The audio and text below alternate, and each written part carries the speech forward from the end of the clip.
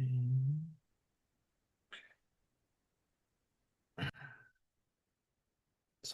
there we go. People are joining. Welcome, folks.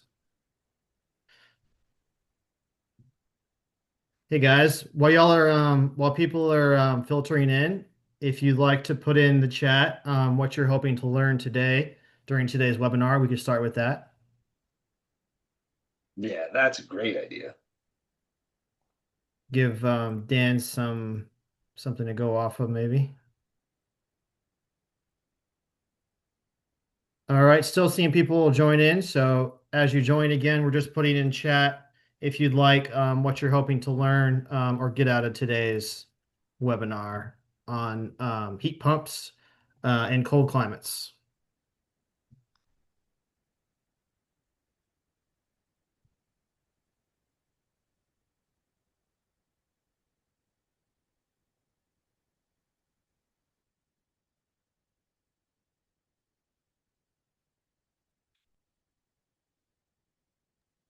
Give another minute or two for folks to join, and then we'll get started.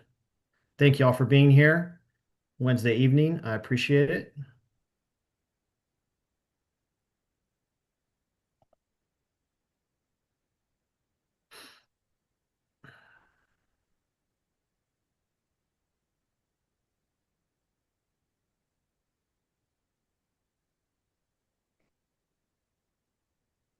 All righty. We can go ahead and I'll get started with the introduction um, of myself and a little bit of background on the program before we get into the webinar to allow people time to join. So yeah, quickly, my name is Alex Heron. I'm a project manager with Sierra Business Council. Sierra Business Council is an environmental, economic, and social nonprofit based in Truckee. We operate the whole Sierra Nevada region. One of our programs is Go Electric Truckee Tahoe. Go Electric Truckee Tahoe was established 2 years ago. The goal to electrify and decarbonize buildings in the Tahoe area. Um, we do that through providing homeowner resources such as electrification guidance, coaching, contractor recommendations. We also provide resources to contractors and technicians or installers, such as webinars like this one, in-person trainings, and one-on-one mentoring. All that can be found online at our website. I'll put the link in the chat here in just a minute. Um, and yeah, I before we get going, I want to do a quick poll just to see where everyone is coming from. So it should just see one question on your screen there. Just tell us who you are, if you're a homeowner, general contractor, real estate professional. Okay, we've got some responses. Good, it's working. Wasn't sure about that, but great. So so yeah, and then while we're doing that, just rules of engagement for the webinar today. Um, feel free to raise your hand um, or uh, or you can just put something in the chat, and we'll have Dan respond to it when he can, or we're calling you. Oh, I forgot to mention my colleagues Brittany Gutierrez and David Yeager are also here from Sierra Business Council, and then of course we have Dan uh, Peronko from Balance Point Home Performance giving the presentation today. Right. So. So yeah, I'll go ahead and turn it over to you, Dan, and Okay. take it away. I am actually gonna have you tell them about that. Oh, sure. Yeah, so our next training, we will be having an in-person training May 19th, 9 a.m. to about 4 p.m., give or take whenever we finished. We're going to have the first part of the day will be like classroom training at the Truckee Tahoe Airport. And then we will go about heat pumps and blower door testing in particular. Then in the afternoon, we will actually go do a blower door test at a home um, in uh, the in the Glenshire neighborhood, so not too far from the airport. That'll all be led by Dan as well, and we will be providing lunch for that as well. So I will put the link to register. Registering for all this is free. So yeah, thanks, Dan. And um, if you go to that link, you can register for the trainings and or the overall sort of program. Is that right? Yeah, yeah, the link will, yeah, yeah. So once you're a registered contractor, that includes, you'll get access to 10 online on-demand webinars, 2 hours each, with some really great content. And then you also you can also get one-on-one mentoring from Dan. We do provide that can be on the job, virtual, or it can be over the phone with an appointment. And again, these are all offered free to contractors. Yeah, and thank you. Um, the 10 online classes, I'm going to refer back to several of them today. So the problem with what we're discussing is it's broad. Like if I was going to take someone who was capable, at building stuff and then teach them how to install duct systems and heat pumps and a little bit of electrical and all the things that you need to know to do this well, including a bunch of testing. I would want 3 to 6 months, and I would want them for several hours a day, right? Like we're essentially in 2 hours trying to cover this huge breadth of information. It took me years to learn all the stuff that I talk to you guys about in these classes. And so the 10 online courses, like you'll look at them and there's not one specifically about dual fuel systems, right? Like, so you'll look at them and you'll think, wow, it'd be great if there was one about this, right? But they cover sort of this whole process of electrifying buildings. And in specific in heat pumps and building enclosures, and lots of pieces of what you need to know are broken out into these 2 hour classes, and it's just way too much information to try to do in one 2 hour webinar. I remember taking a 6-day class years and years ago when I was learning all this stuff. I took it 3 times because it was free and I could. And every time I took it, I was certain the instructor had not talked about something that I was learning that day, right? The last time that I took it. And eventually I realized he had, right? There was just so much information that it took a while to digest it. And, you guys are hopefully way smarter than I am and will learn more quickly. But there's a lot of stuff for us to talk about. So here's everybody's contact information. And these slides will be up again at the end, so you'll have another opportunity to see them. And then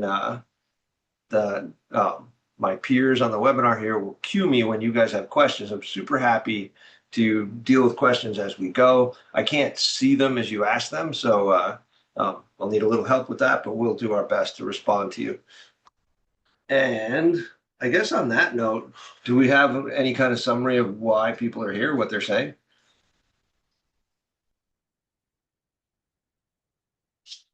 Um, I didn't get any. I haven't gotten any responses yet as far as why people are here. So I'll just reiterate in case people joined after that. Feel free to put in the chat what you're hoping to learn, why you're here. I did get the results of the poll, and we did have, looks like we had a few homeowners, general contractor, architect, HVAC technician, HVAC salesperson, and an electrification advocate. Sweet. Wonderful mix. Okay, cool. All right, so I've really mixed feelings about this. However, there's money out there. The reason I have mixed feelings about it is I'm a small contractor, and I don't have a good system for collecting rebates for people. This company, Resolve Rebates, has tried to make the process of chasing rebates for your homeowners easier, and they're having some pretty good success. If you want to know what rebates are available for the city of Truckee, they tell you go to this web address, which is part of a sort of third-party company that aggregates all this stuff. And I have used them before. Their platform is usable. Um, I still didn't like doing the rebates, but they did make it easier. And there's a lot of money available. There was at one point, I was doing a low income low income electrification project for someone, and we got her $9,000 back, which is clearly worth doing. All right. So there is the link that will take you to the page that looks like this in this company's website, and it's all the stuff related to Truckee area. There's 28 rebates that come up, and some of them will be Truckee Donner, and some of them will be Liberty Energy, right? Like you won't be able to do all 28, but it's worth wrapping your head around this so you know what you can offer your customers. The company is Resolve. Sam Rudderman is the owner, and I think he still answers, or maybe he's one. I think there's partners. Anyway, Sam is the guy that I've always talked to, and if you reach out to them with questions, you're probably going to end up talking to Sam. They're still a small enough company, but they've had a pretty good success. They've still been at it, still been doing this for a couple of years, so they haven't sort of fallen apart, which is great. This is Truckee PUD, Tahoe Donner PUD, and the specific specific rebates that they have listed. And this came up because Aaron and I were talking about sort of the pitfalls involved in trying to reuse a duct system for anything, right? Like later in the slides, I'm going to make the case that duct systems are in really bad shape frequently. And she said, there's money. And so here it is, right? Like if you're wanting to do an evaluation and repair to an existing duct system, there's a bunch of stuff you need to know, but you can get paid for some of it, right? Or you get your customer paid back for some of it. So once again, this is all stuff that's worth taking advantage of. And the nice thing about small utilities, they're easier, right? Like if you go down into the San Francisco Bay Area where there's a million people or millions and millions of people, things are complicated, things take a long time.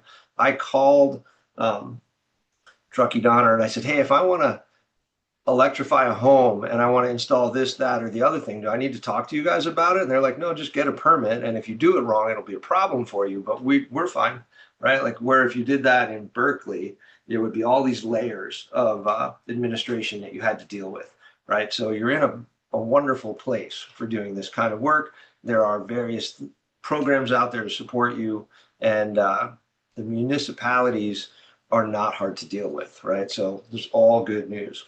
And the same thing with Liberty Energy, which is a huge company, right? But a customer of mine got a new electrical service installed as part of electrifying his home. And I couldn't believe how easy it was, right? It was like phone call, fill out a form, tell us what day, right? So like I said, you're in a good place for these kinds of things. So this is me. I used to be younger. I've been a working contractor for quite a few years now.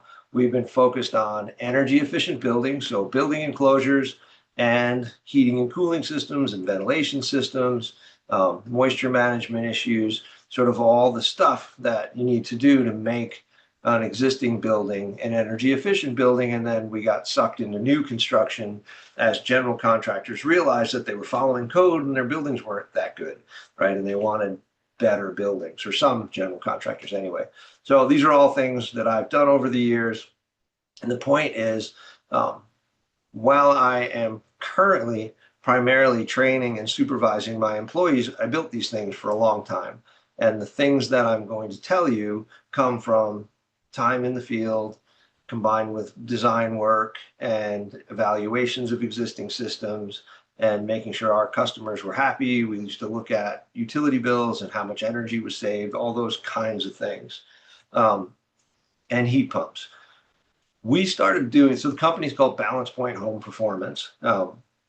We started doing heat pumps at Balance Point before anybody was talking. In fact, we started doing heat pumps at Balance Point when you could get in trouble for fuel switching if you were getting any kind of support, right? Like if you got a rebate, you weren't allowed to change from gas to electric, right? It was a no-no not that long ago before it became the big push for everyone.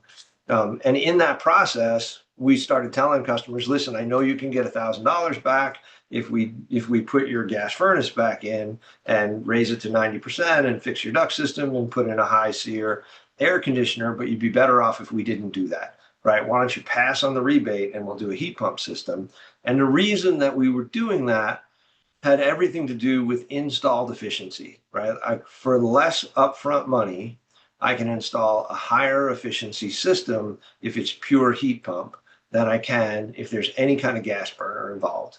And I didn't ever hate gas burners, right? Like we did tons of furnaces and I liked all of the sort of nitpicky detail that goes into gas pressure, like setting the gas pressures and measuring combustion gases and all that stuff that was part of commissioning them. But ultimately, these were better from a comfort, air quality, and efficiency perspective. It was easier to succeed and charge the customer less money with straight heat pump jobs. Now, I haven't always done that above, say, 5,000 feet, 4,000 feet, right? 4,000 feet and under, we've done boatloads of heat pumps. As we get higher in altitude, it got more mixed in terms of the solutions. And so we're going to talk a bunch about all of those things. And I'm going to show you products and I'm going to name names, and I don't really care what your brand of choice is, right? Like if you're a contractor and you sell, these two brands and you can do a good job using those two brands, more power to you, right? So I'm in no way trying to direct you to any particular product. All right, and so I guess the first thing is to make sure we understand what a heat pump is and what it needs. And once again, questions as we go are super welcome. So heat pumps are an air conditioner with a reversing valve. And so one of the fun things for me, as I've been working on this over the years, is people keep talking about heat pumps like they're new in some way, right? Like the refrigerator you had in your dorm in college is using exactly the same technology as a heat pump, minus one part, right? Like they're refrigeration systems that have the ability to run refrigerant in two directions instead of just one direction.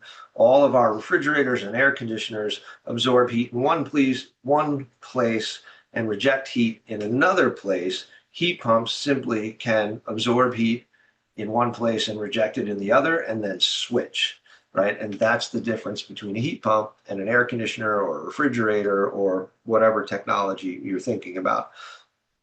As we get to the mountains, it gets a little more complicated, right? And we'll see more of this. This is a South Lake Tahoe house, fully electrical house. And these are the outside portions of two heat pumps. One does the second floor and one does the first floor.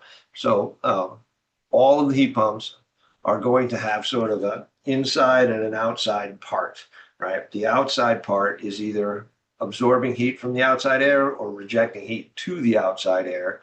And then there'll be an inside part, which is called an air handler. And for the purposes of this class, this would be the portion of the system that the furnace is taking over. Well, the furnace is taking over some of this, right? So this is what's called a medium static heat pump, air handler. There's a whole range of products for these things, which is part of what makes the heat pumps really fascinating when you're looking at doing a house. Is you can get really, really little ones and you can get really big ones. As we're looking at sort of low cost swap out kind of jobs, we'll be seeing a lot of heat pumps that look like this. This is generally referred to as a multi-position heat pump, and it's the same shape and size as a furnace. So you can pretty much drag the furnace out of place and slide this into place. It's almost always a bad idea, but that's what this is designed for, right? So we're always going to have an air handler and we're going to have a refrigerant coil inside the house. And then on the outside, we're going to have a heat pump unit. The schematic of what they're doing looks like this. This is a system operating in air conditioning. Outside is over here. Inside is over here, right? And so you have a compressor, and the compressor's job is simply to change the pressure and temperature of refrigerant in its gaseous form. So in air conditioning, we have to be able to release refrigerant, or release, not refrigerant, sorry, to release temperature to the outside. And the way we do that is we take a refrigerant in its gaseous form and we compress it and get it really hot. And then we run it through a coil on the outside where we pull outside air through. And that refrigerant cools down and condenses back to a liquid. And the condensing temperature, which is boiling point going backwards, right? Like at 212 degrees at sea level, you can boil water, and at 212 degrees, steam will condense back to water, right? Like that's just the phase change temperature. So the phase change temperature at this temperature or at this pressure for these refrigerants is around 100 degrees. So 110 degrees, actually, I think. So your outside air is getting sucked through the system. It cools the refrigerant off. The refrigerant becomes a liquid, and then it gets pumped back into the inside of the building to where your furnace is going to be blowing air through a coil, right? So in this picture, this sort of lower half would be the furnace. And this upper half would be a heat pump coil. And this thing here is called a metering valve. There are two of them because the system is bidirectional because it's a heat pump. And the metering valve just lowers the pressure of the liquid. So the liquid is 100, 110 degrees, 108 degrees, something like that. And it drops the temperature of the liquid down to 30 degrees. And so now you have 30-degree liquid going into a coil in the airstream, and the warm air from the house boils it off, right? It absorbs a bunch of energy, and then that vapor, right, because it boiled, leaves the evaporator coil and goes back to the compressor to be compressed and have its temperature raised again. And so that cycle, believe it or not, is amazingly efficient. And with innovations in equipment, it's gotten even more efficient than it used to be. And the whole thing here that makes this a heat pump and not an air conditioner is this right here. It doesn't look like this in real life, but as a schematic, this works really well. There's a valve here. If the valve's in this position, the refrigerant goes to your right and it's an air conditioner. If the valve's in this position, the refrigerant goes to your left and it's a heat pump, right? It's just wherever you're sending the hot vapor to condense and release heat, that's the section that's getting heated, whether it's inside or outside. With a standalone heat pump system, all of this comes in one box. With our dual fuel systems, we're going to be adding this piece and this piece, right? This evaporator coil and this metering device onto a furnace, which is acting as our air handler sometimes and is acting as a heater sometimes.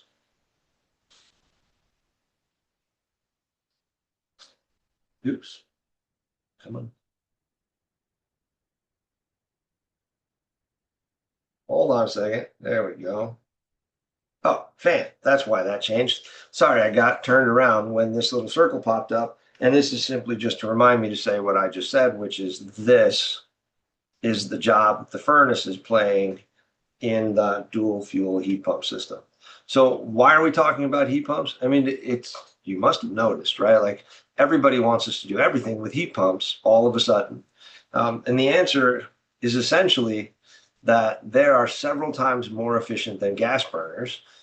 Electricity, and I want to say electricity is a lower no carbon emissions fuel, but most of you know that some of the times it's not, right? So it depends a lot on how the electricity is being made.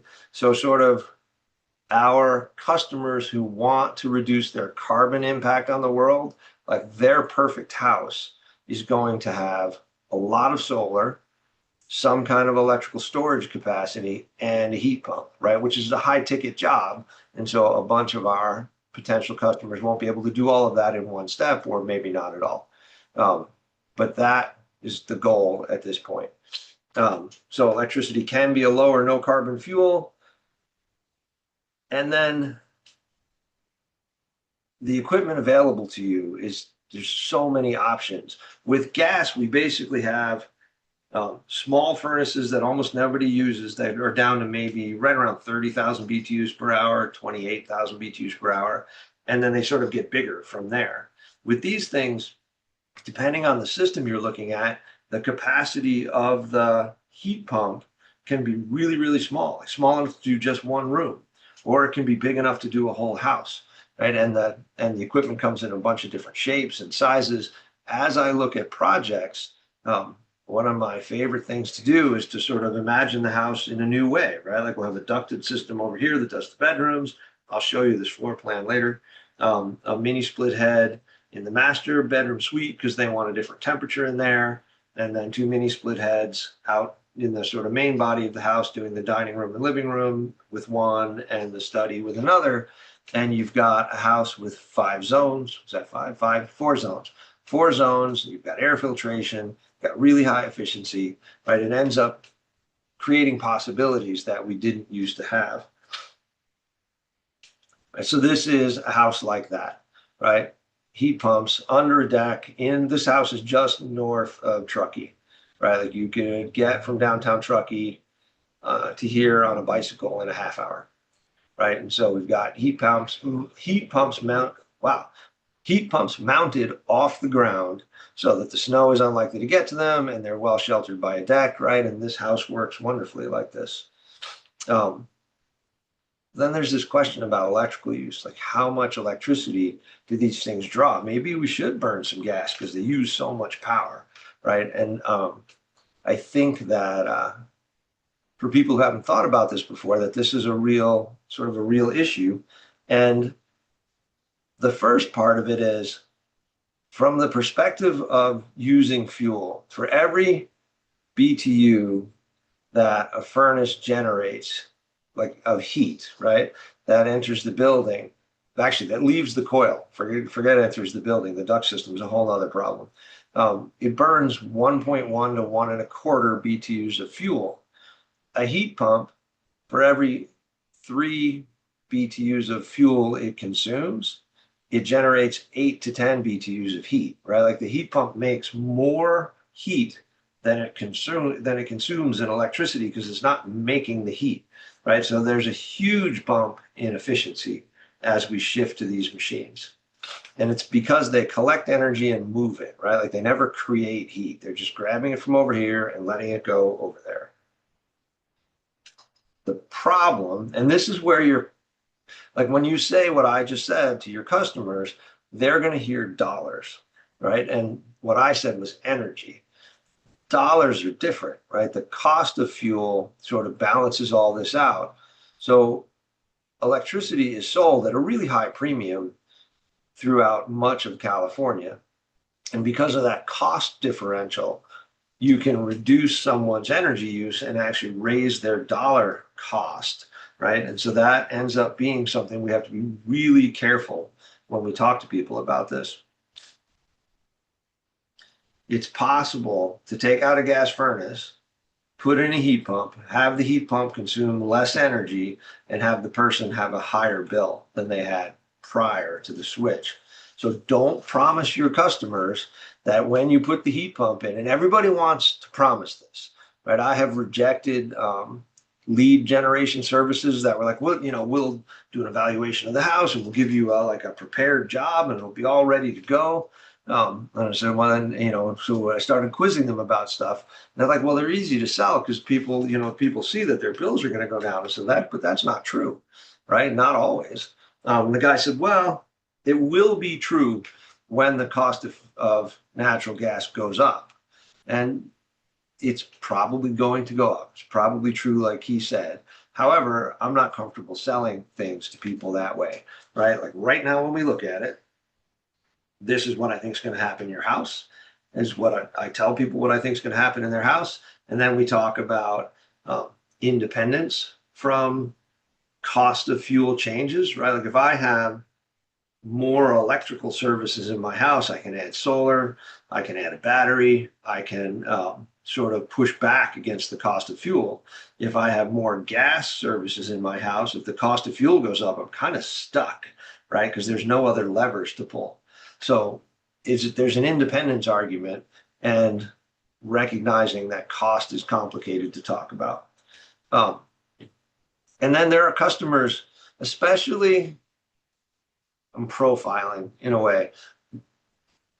In the Bay Area, a friend of mine has a large company and people come to him and they say, I want I want air sealing, I want my attic re-insulated, I want a heat pump, I want a vapor barrier in the crawl space. And he says, are we going to add solar to your house?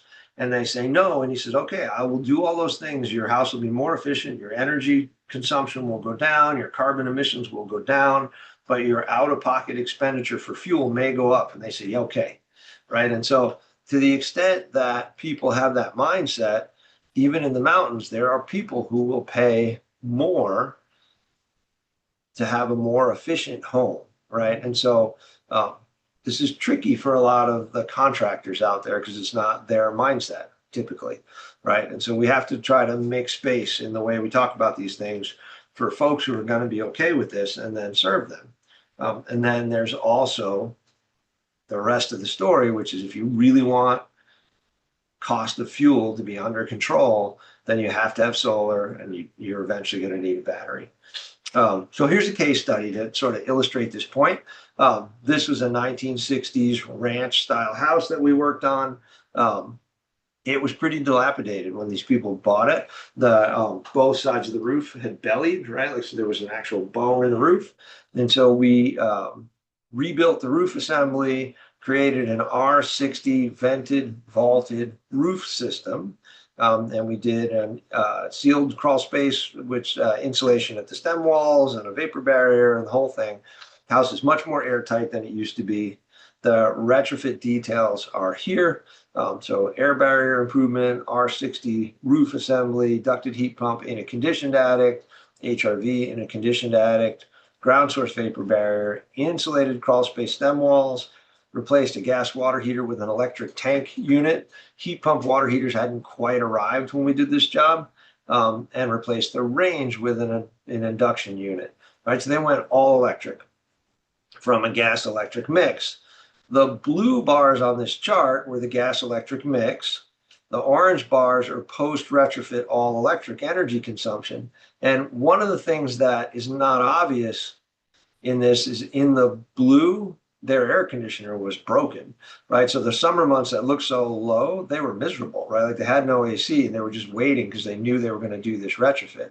The orange bars have air conditioning, right? So the savings is sort of underrepresented because the house in the blue case was not conditioned properly. This is massive. Let me go forward one slide and then back. Right, this is a massive reduction in energy consumption. It's down over 50% between pre-retrofit and post-retrofit. Their out-of-pocket expenditure went up 30%. Right, so the pre-retrofit was electric gas mix. Post-retrofit was 100% electric, and the cost of 50% less electricity was 30% more dollars. These people were completely fine with it because we had talked about it going into the retrofit, and they had a plan to do solar. They're on fixed income, which for the purposes of data tracking was awesome, right? So we have 1 year in blue, 1 year with no solar in orange, and then they added solar. And so after they added solar, it was in gray. So you can see that when the sun is really out, they have almost no energy consumption, and it offsets the rest of the year really nicely. So now they're down to 3,677 kilowatt hours a year, and their bill is really, really low. I don't remember what it was, but it was, $50 a month or something. And I asked him why he didn't sort of zero it out completely, and he said just not worth the cost of additional solar wasn't worth the amount of money he was paying PG&E, and so he was just done, right? So I think this framework is important to have in your thought process.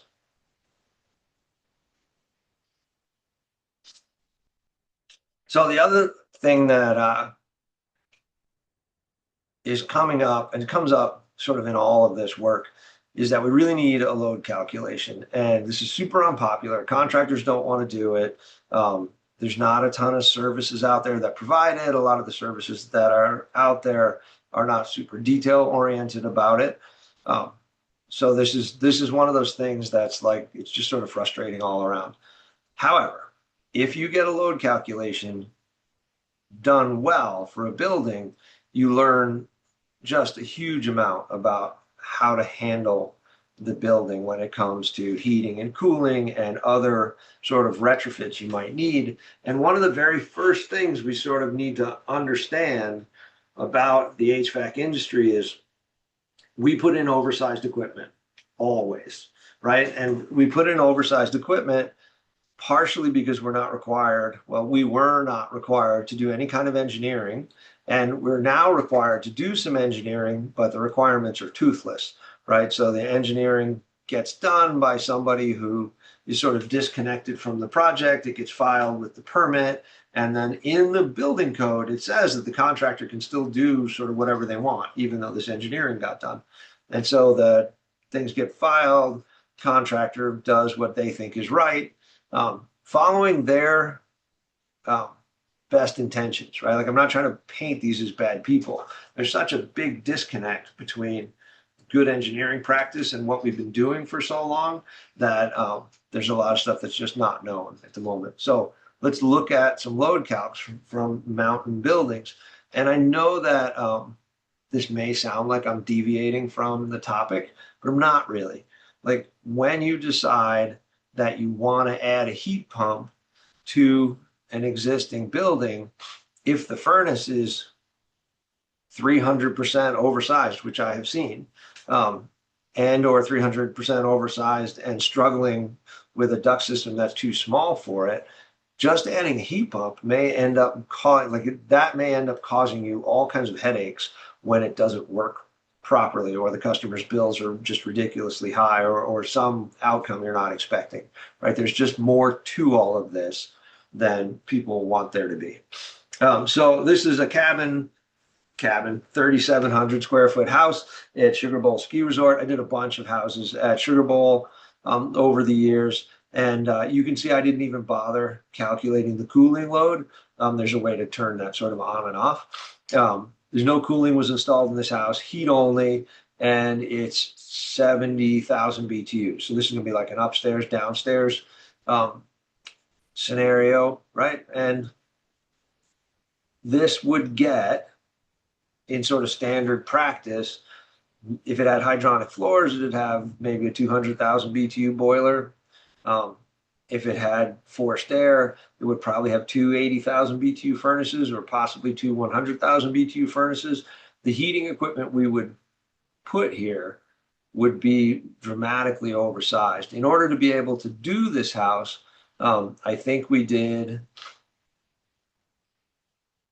actually, I think these are both hydronic forced air systems, and we did it that way so that the BTU output into the forced air could be lowered, because the BTU outputs we're looking, these are not super common furnace sizes. You can get smaller furnaces, but they usually come as part of a multi-stage setup, and you end up with one stage, which is the one you need, and another stage that's just way too big, right? So hydronic forced air, we'll come back to later, is actually a really great strategy. You can do super quiet systems that heat the air sort of very nicely without overheating it, and you can tune up the BTU output really effectively. So I'm a huge fan of those systems. But the thing for the moment is 3,700 square feet, 70,000 BTU. Sugar Bowl house again. This one is a gut remodel, and so they did more building enclosure work on this one. And look at how low the heat output is, how little heat we need to condition this house. First floor needs 7,000 BTUs of heat. Second floor needs 24,000 BTUs of heat. This house is like easy heat pump territory. There's so little heat needed to condition it. We did this with two systems, once again using hydronic forced air, because we were able to turn the output way down and get sort of properly balanced heating and cooling. And so that's 3,100 feet. This is 3,700 feet. The standard HVAC sizing in the industry is based on floor area, right? So this one's 70,000 BTUs, and this one is 34,000 BTUs. One of these houses is going to be wrong using the metrics we use. And the reality is they're both going to be wrong. We would oversize the heating for this one some, and we would oversize the heating for this one wildly, right? So we really need a way to know what the buildings need before we work on So this one's almost 4,000 square feet, and it's a 65,000, 66,000 BTU total load, right? So in the middle of those two, this is 3,000 square feet, and it's 55,000 BTU load. And once again, broken into floors because the way these houses are done, hard to find heating systems, gas heating systems that are small, not impossible, but hard to find gas heating systems that are small enough for that. And then this one's 4,500 square feet and it's over 100,000 BTUs. And this is a brand new house, really well insulated, happens to have a lot of gas, a lot of glass, right? So my contention here is you can't look at the building and know what it's going to need, right? And I did all of these buildings, right? None of these buildings have wildly oversized heating systems. We worked against these load calcs. The buildings are quiet, comfortable, right? Like there's no, on the coldest day of the year, these buildings are toasty and warm, right? Like there's no fault here, no unhappy people, no failure. All of those things worked out. So we walk into a building and we need to figure out what we're going to do with it, right? And in this, like the path we're ultimately going to take in this discussion is looking at gas and heat pump systems that are blended in some way, right? So this is a building that I actually looked at. We went in and we did a blower door test, and we found that under the blower door test condition, this building is cycling 15 air changes per hour through its building enclosure. And so that number, air changes per hour, is something that if we're going to work on energy efficient buildings, you're going to want to know. And it's slowly working its way into code. There's a target in code, and you can take a credit in the Title 24 process for a low blower door test number or an airtight building enclosure. So 15 is really high. Passive houses, like super efficient houses, are below 1 ACH 50. Building code is sort of looking at around 5 ACH 50. The national laboratories did a bunch of research and they decided houses start to be pretty energy efficient if they're around 3 ACH 50, right? So this house is at least 5 times too leaky, right? So this is its sort of number one problem. We need ideally to get it between 5 and 3 ACH as part of this process. We looked at the insulation in the building and it was a mess, right? It's degraded, some of it's missing. It's just, it's time, right? Clean it out and start over time. So most of you probably not familiar with a blower door. This is a blower door. This is what does the air tightness test for the building enclosure. And if you want to size heating systems effectively so that you can sort of be in control of nice even air temperature in the building and reduce the cost of fuel, you need the number that comes from this test.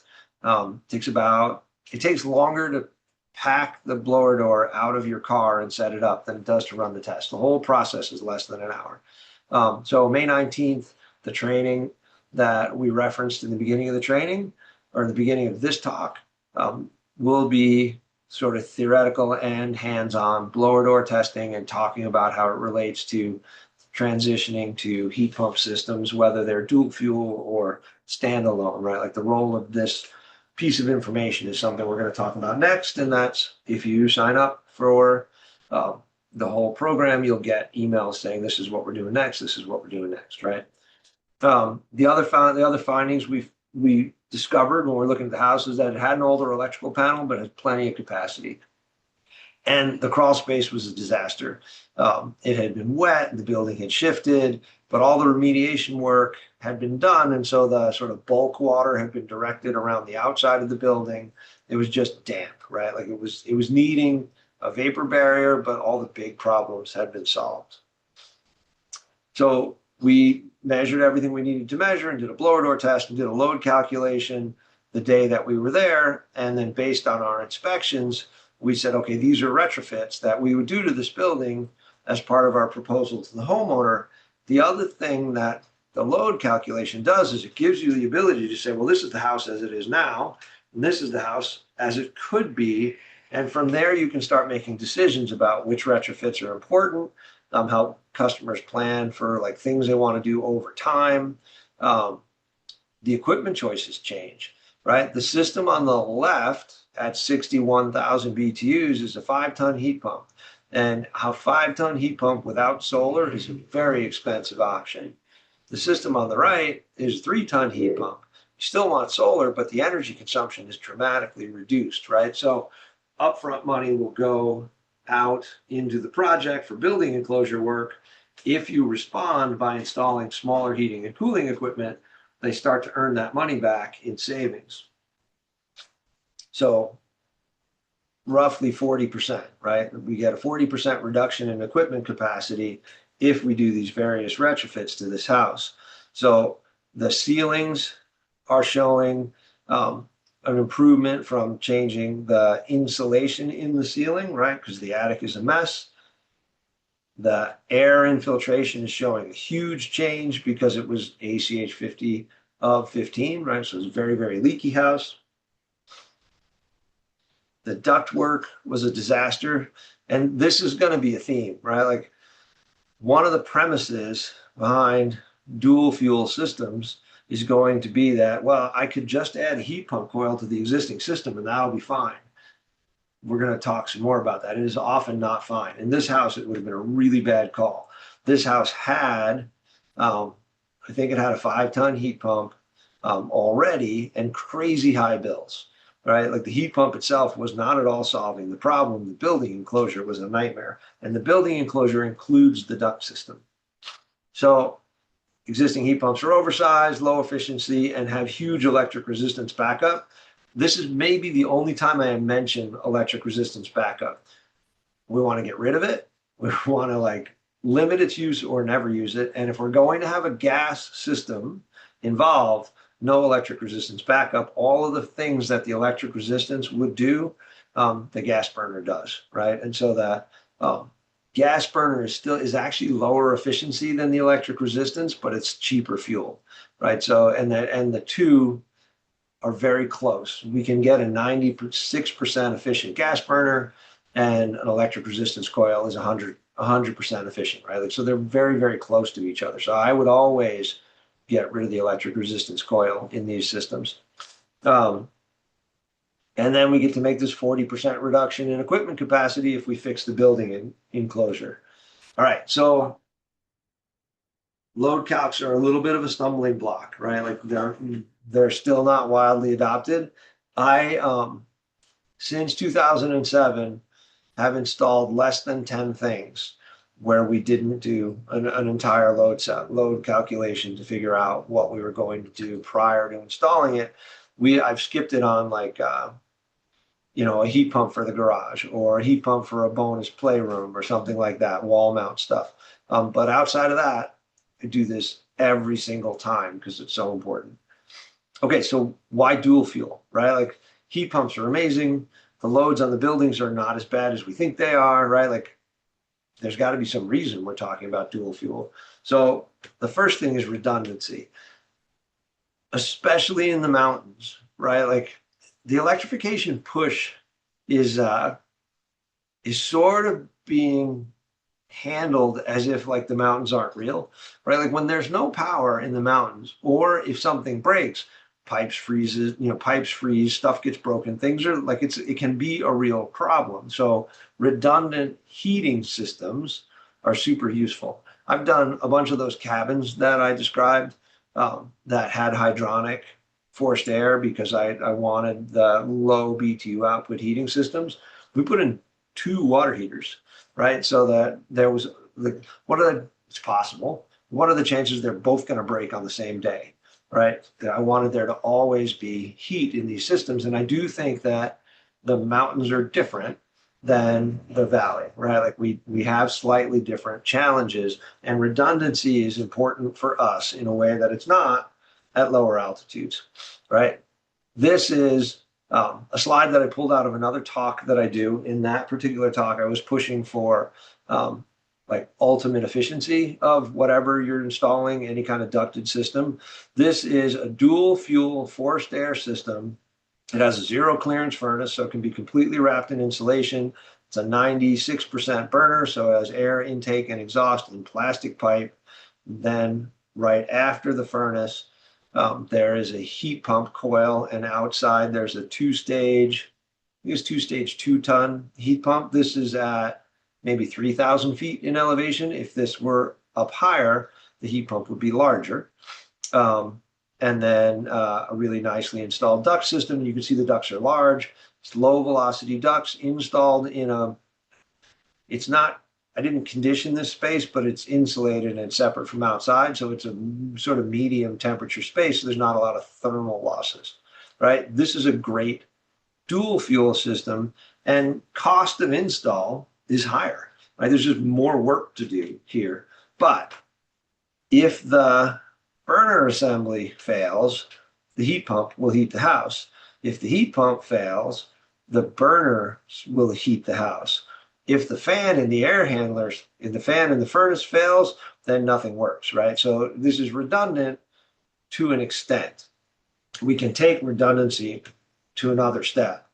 So redundancy is important, and redundancy is somewhat limited when we have one air handler doing everything, because if that air handler fails, then neither of the heating systems will work. And we're back to like emergency service call in a winter storm. Or for some of our customers, nobody's there, right? And it stops working, and they don't even, like, they have no idea why, right? Like we don't, and so anyway, redundancy, I'm going to give you a bunch of system options to consider as we look at sort of gas electric combinations that are not just this option. And we'll talk more about how to design and install that particular option. So one of the pushbacks about heat pumps is it's just too cold in the mountains, right? Like these things just can't do it. And it's really not true. I have a few all electric houses in the mountains still that we've done over the last few years. And they're not completely free of quirks, right? Like a lot of snow will cause the homeowner to have to go and move snow away from the heat pumps if they're not sheltered well enough, right? So it is definitely a lifestyle choice for some people. And the backup gas burner would even some of that out. Like I have an all electric house, and there was no great place to put the heat pumps until we put them up off the ground and we put a roof over them, and they're in Olympic Valley. And the way it snows in Olympic Valley, they really never get buried in snow. But every once in a while, when the snow is blowing just right, ice will form, and it'll stop one of the fans, and then that particular heat pump will time itself out, and the customer will have to go knock the ice out of the heat pump and then take a cover off and reset it, right? Which is not okay for some customers. This customer, he's fine, right? So that's the sort of like redundancy argument from another angle. But the heat pumps have no problem conditioning his house, right? He's got heat pump water heating, and he's got heat pump heating, and he has his family of 3 people and as many as 4 or 5 other people staying with him during ski season a lot, and they don't run out of hot water, and they're not cold, right? Like all this stuff works. Cold climate, this is the key. You have to get a heat pump that's designed to work at cold temperatures. There's a thing that people will say, like heat pumps lose capacity as it gets cold outside. It's absolutely true. If you get a cold climate heat pump, it's designed to not lose capacity as it gets cold outside, and it may lose some, but you'll be able to look at the design data and see what it's capable of. And I'll show you that later on. All right, so here's another example.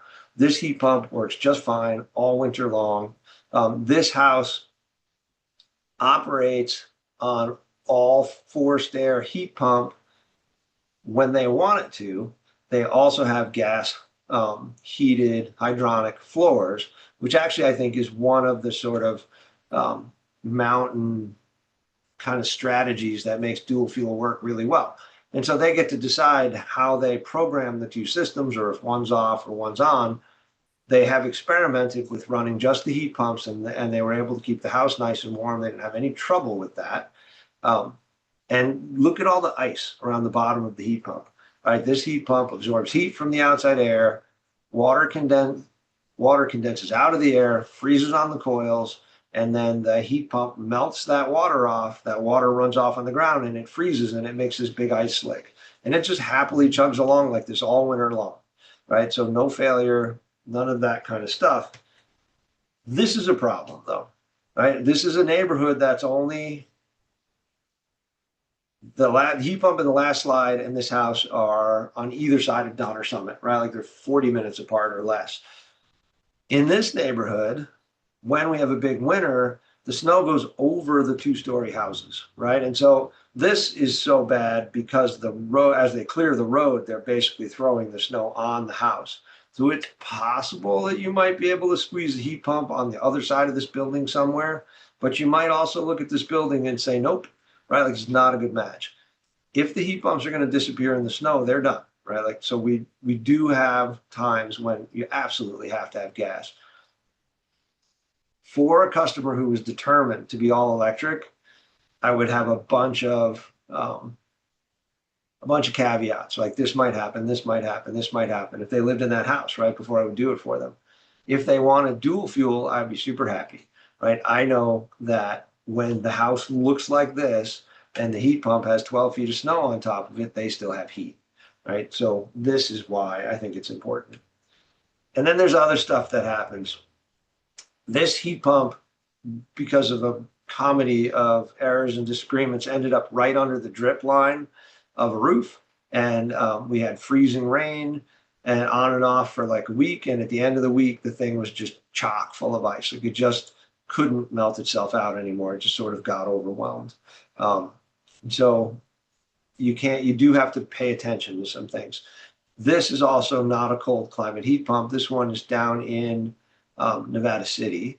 Some of the other products would have done better, but never a good idea to install them so there's water pouring off the roof directly into them. So anyway, so there's that.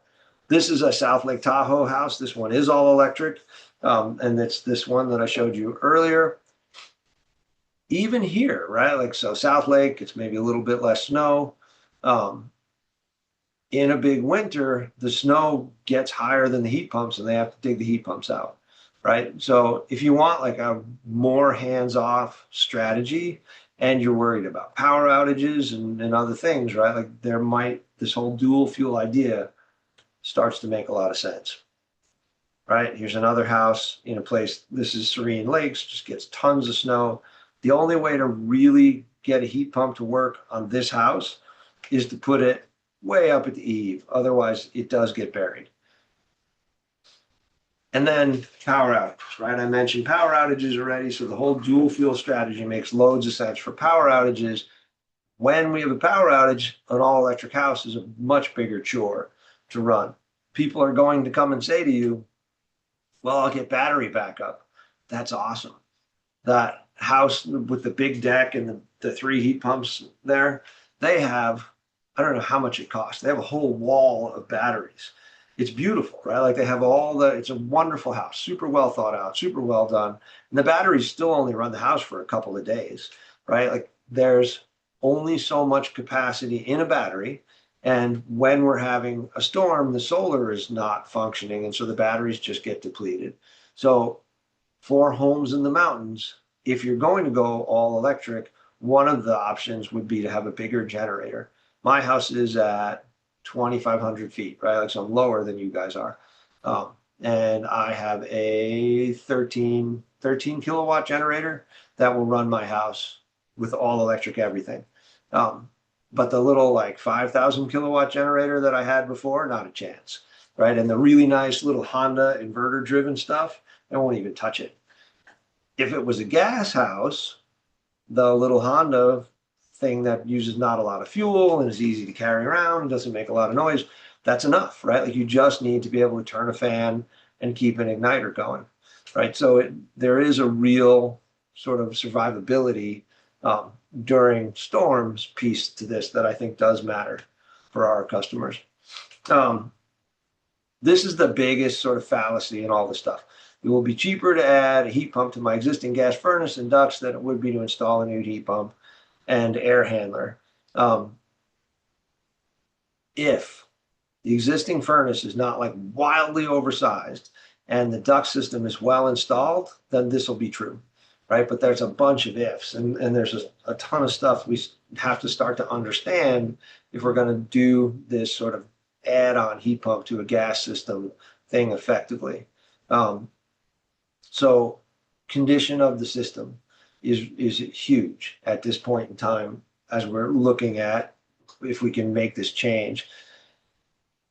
This is from a bunch of research, right? As we look at existing forced air systems, even relatively new stuff. The last time I saw this piece of research done was in 2008. It had been done several times previously over the years. And we keep coming up with 50% of the capacity of whatever the machine is, whether it's a heat pump or a furnace or whatever.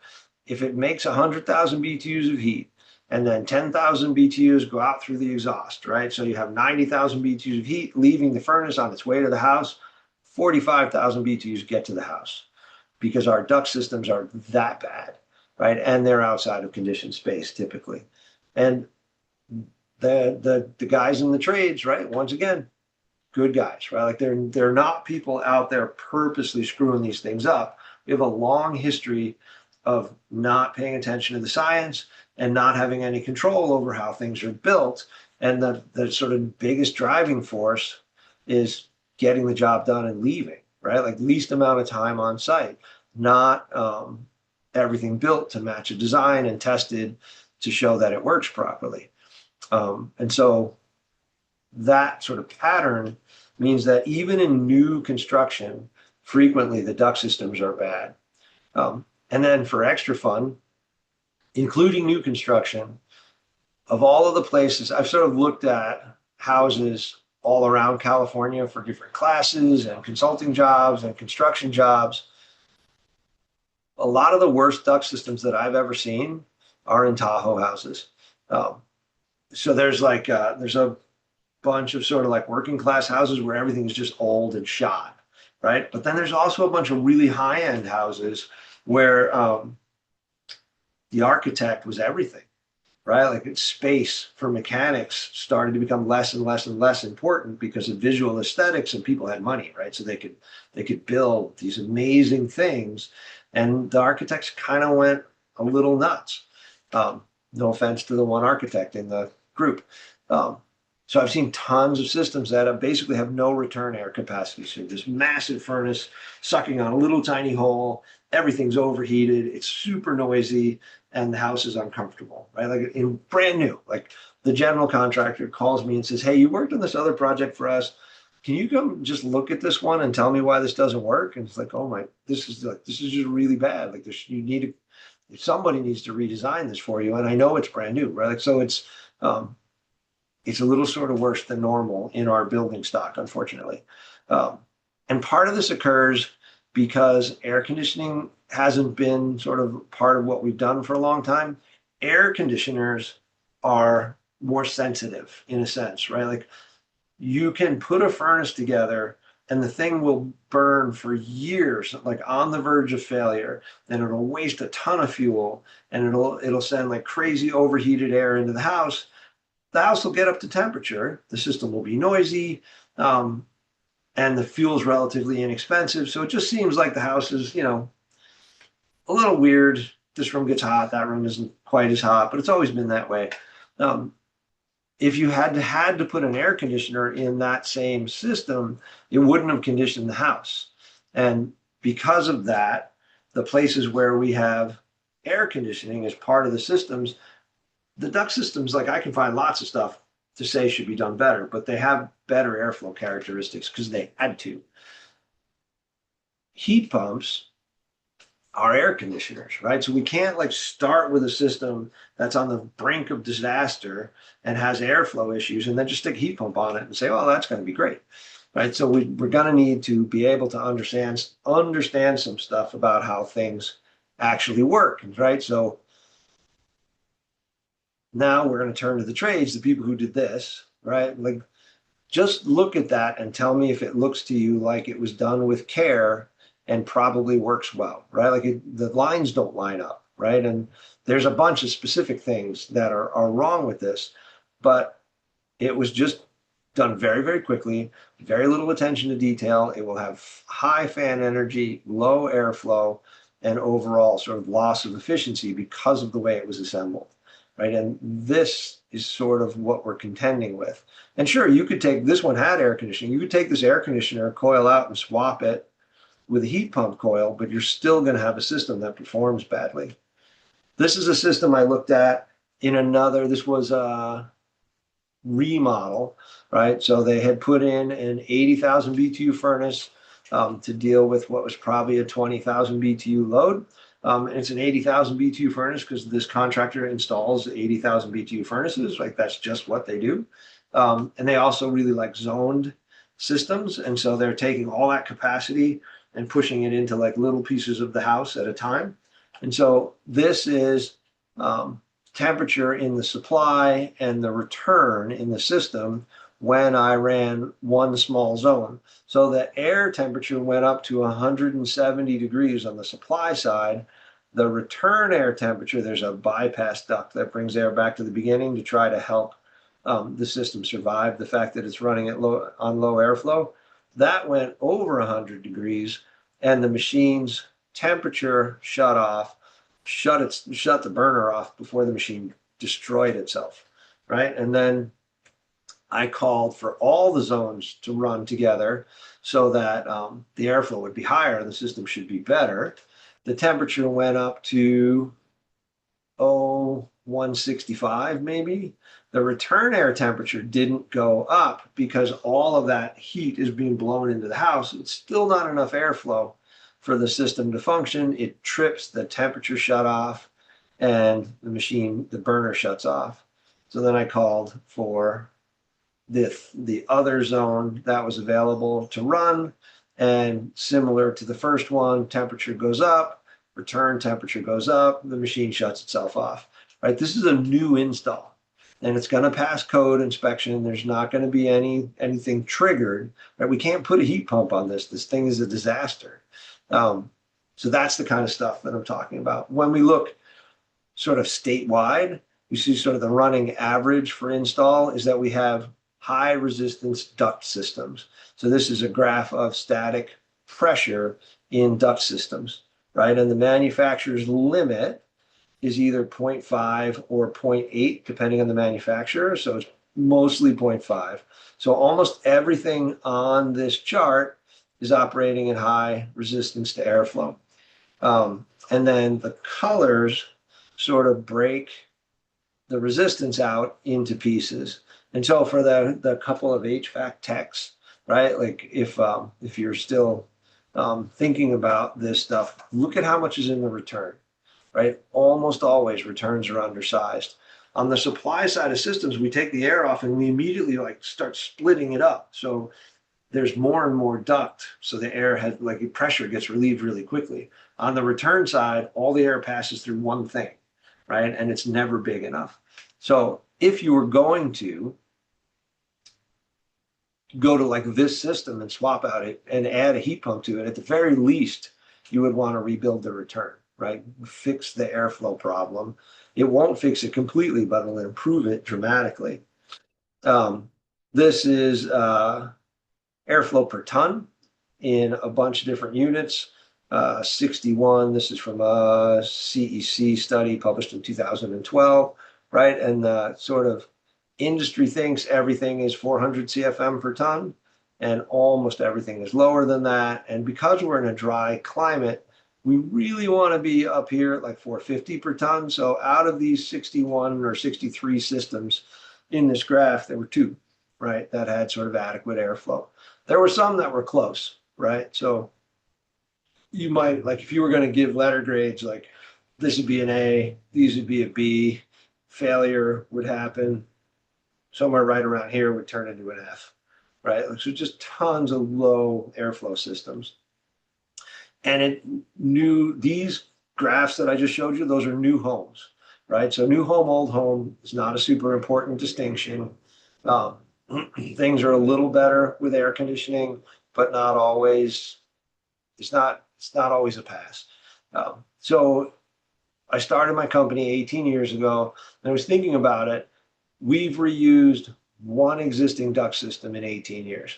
And I'm not a huge company. I don't do 100 jobs a year. So I do have the luxury of saying there are jobs that I won't take, which is not the same for everybody. There are companies that are under huge pressure to keep everybody busy all the time.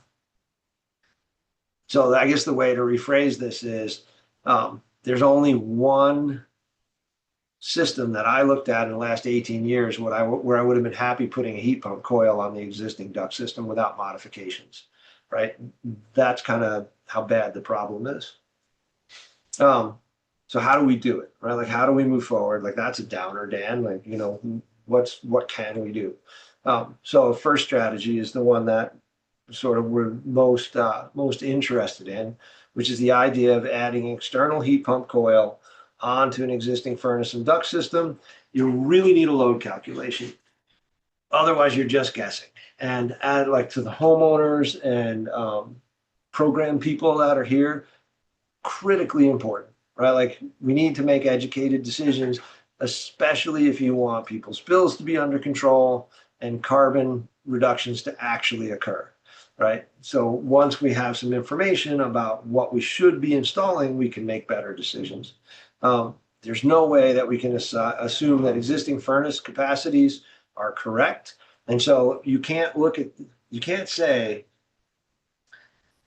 this is a 80,000 BTU furnace, so I need 80,000 BTUs of heat pump capacity, right? So first of all, 80,000 BTUs of heat pump capacity is crazy expensive to operate, and it'll be completely unnecessary, right? Like we can figure out what the house needs and install a smaller heat pump.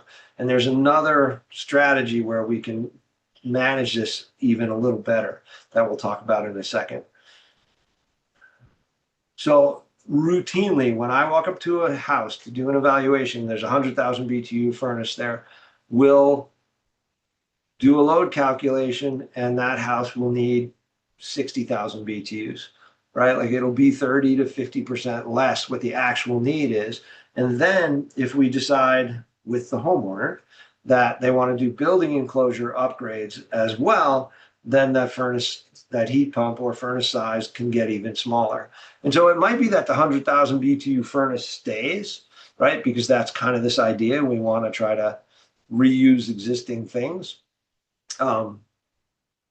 It should be clear to the homeowner that when it dies, what needs to go in needs to be smaller, because the contractor who shows up in 5 years is likely to say, well, it was 100,000 BTUs then, so let's just do that again, right? So there needs to be an answer to that question for future.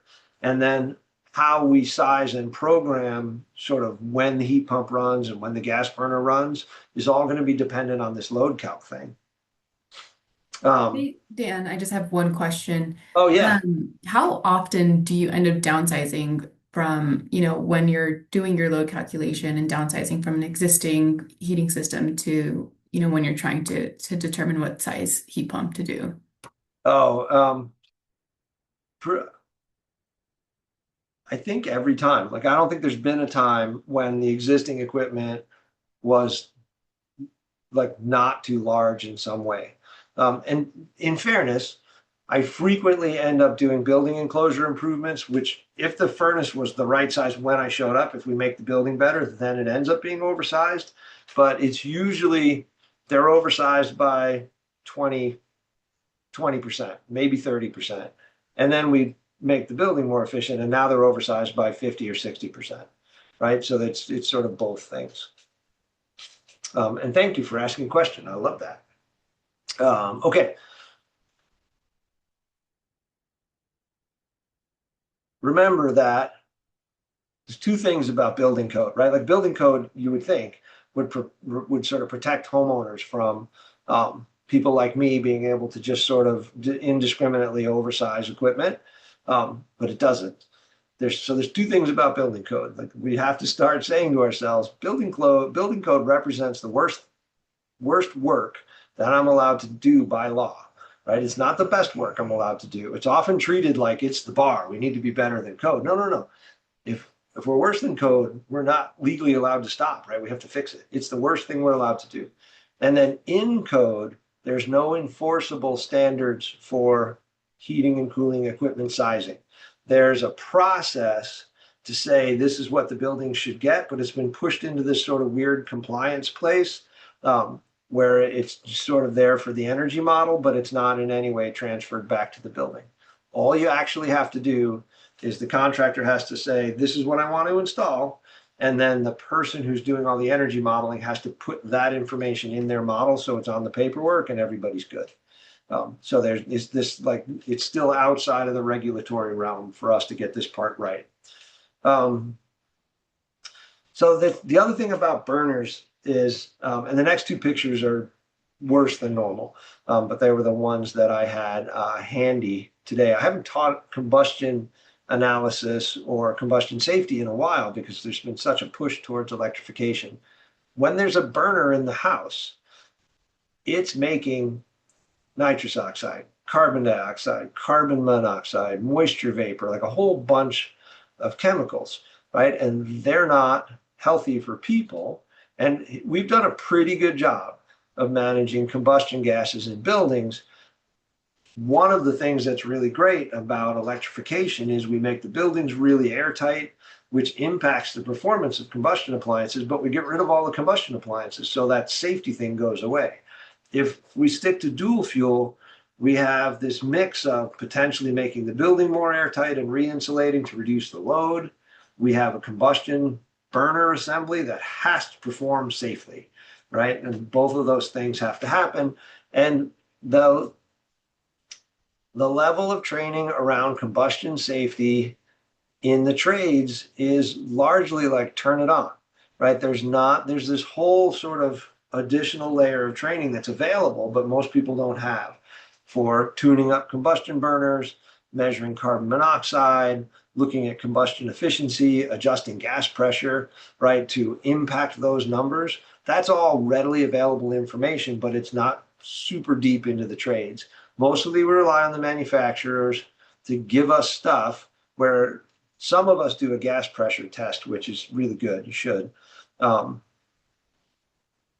But with that minimum, it's supposed to be safe, right? And mostly it is, but not always.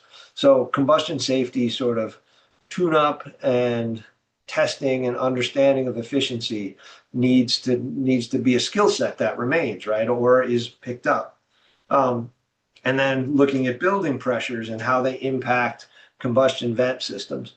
Fortunately, a lot of these water heaters are going away and becoming heat pump water heaters. This is an example of a heat pump or of a gas water heater that doesn't draft properly because of building pressures. So the combustion gases are not going out of the vent, they're going into the house, right? And there's a whole series of different approaches to managing this kind of safety.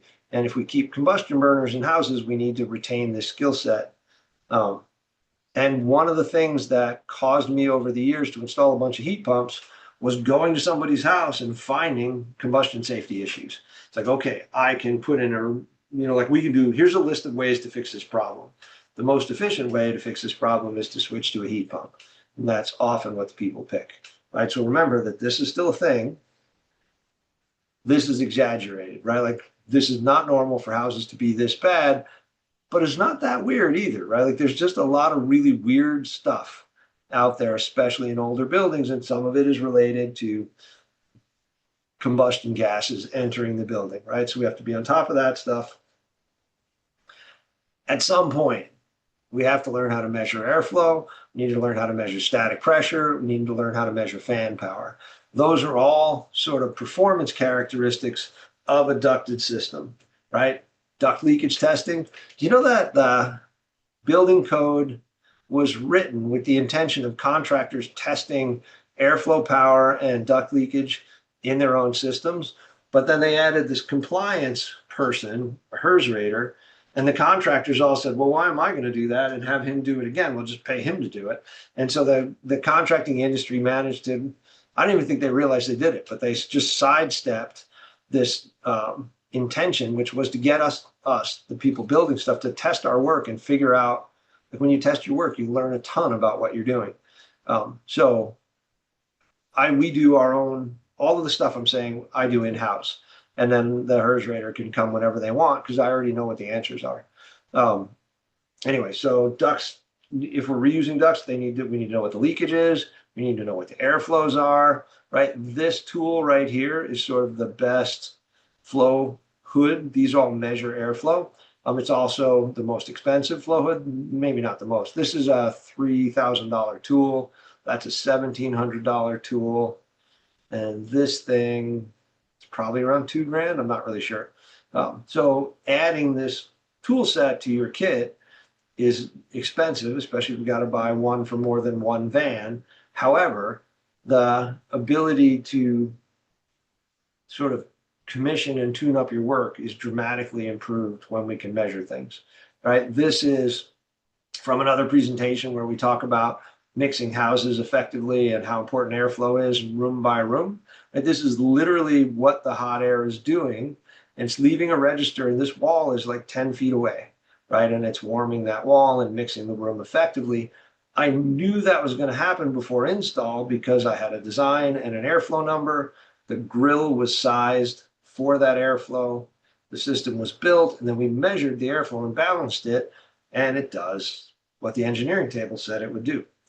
Right? This is test out for a furnace, right? So the computer's up there just for data recording, right? I'm entering stuff into a spreadsheet. This is a combustion analyzer, so we're measuring carbon monoxide, carbon dioxide, oxygen, and combustion gas temperature. This is a gas pressure gauge, so we're changing this readout by adjusting the gas feed to the system, and then that's fan power, right? Like we're collecting all these data points to make sure the system is working properly. And for all the stuff that we build, we do this sort of air balancing and power measurement, right? Like there's a commissioning spreadsheet that gets filled out so that I know when I walk away that the things are working properly. I know that everybody who adds heat pumps to furnaces is not going to do all these things, but some of this is going to be important, right? This thing here, these three things, like if you're just refusing to measure airflow, if you measure static pressure and fan power, right, that helps characterize, is the system moving an appropriate amount of air and how hard is it working to do it? Right, like these are data points that are super helpful for us as we sort of move forward and design things. Here's some targets for you. Airflow should be 450 CFM per ton of heat pump capacity. That is a higher target than the industry typically uses, but lower than what I typically push for because I'm accepting that like we're working on sort of semi-modified duct systems probably. It may be that this number is a little bit hard to hit. Airflow needs to be higher than what we're used to. Fan power should be sort of 3 CFM per watt of power. So if you're moving 1,000 CFM, it'd be a 300 watts. It's not at all uncommon to be moving 800 CFM for 700 watts, right? Like fan power can often be really high because the duct systems are really restrictive. The last thing is static pressure. So how much resistance in the duct system? 0.4 inches of water column is a higher number than I'm actually comfortable with, but we're talking about existing systems. And so if you can work on them and get them to 0.4, then you're in pretty good shape. You'll find at 0.4 that this number comes into line and this number starts to come into line and you get overall better performance. If you're wanting to know like how to change the ducts so that those things start to occur, those performance targets, you're going to have to learn to think about velocity in duct systems, which means you need an airflow target, right? But if I need 100 CFM to go to some room, I can size the duct. Let's see, that's a supply between 400 and 500 foot per minute. There's a formula for that, and it'll tell me how big the duct has to be. The return, where the air is typically all choked off, should be able to get our whole design airflow through that return at 300 foot per minute, which means it's going to have to be much bigger than they are now. And then insulation values should be 8 to 38, meaning if they're in an attic, you should bury them in insulation, right? If we start doing these things, the performance of everything gets much better. As we're looking at what kind of heat pump to add to the system, if it's a high-end sort of a job, right, there are variable capacity add-on heat pump. So it's like mini split heat pump efficiency, but it's just the outside unit and a coil, and you can add it to the existing furnace. And there are also legacy heat pump systems, which are lower efficiency, right? And the legacy heat pumps are what, if someone's coming to you and I really want to electrify my house, but I'm on a tight budget, and so I want you to just put best price for putting a heat pump on my existing furnace. I would like you to say to them, I can do that. We need to do some duct improvements because your furnace is barely holding on here. And we have a less expensive choice for a heat pump. So we'll look at these Goodman, Amana, Train, like a bunch of manufacturers make them, but it's the sort of 16 SEER range equipment, not the higher efficiency equipment. And then for both of these strategies, I want to introduce the concept of like a 60% solution. I listened to a guy do a talk just a little while ago, and super interesting. He looked at sort of like carbon reductions per dollar, which is not normally how I tend to think about it. And his case was, if you use a sort of standard efficiency legacy heat pump in combination with an existing furnace system and duct system, and get the airflows right, that you're going to get sort of 60% of the potential reduction in carbon output at the lowest possible dollar per unit of carbon reduced, which I thought was interesting, and it just kind of timed well with this presentation. It turns out that the heating loads on many of our houses in Tahoe, even after you do a load calc, are going to be so high that putting a heat pump on them that manages the whole load is a huge electrical draw, right? And if you're keeping the gas burner, it's time to start thinking about like, well, the gas burner handles really cold temperatures and the heat pump handles, temperatures from sort of here up, which is a thing that some of the contracting community's already been thinking about, but we've also, I think, been oversizing the heat pumps in that scenario.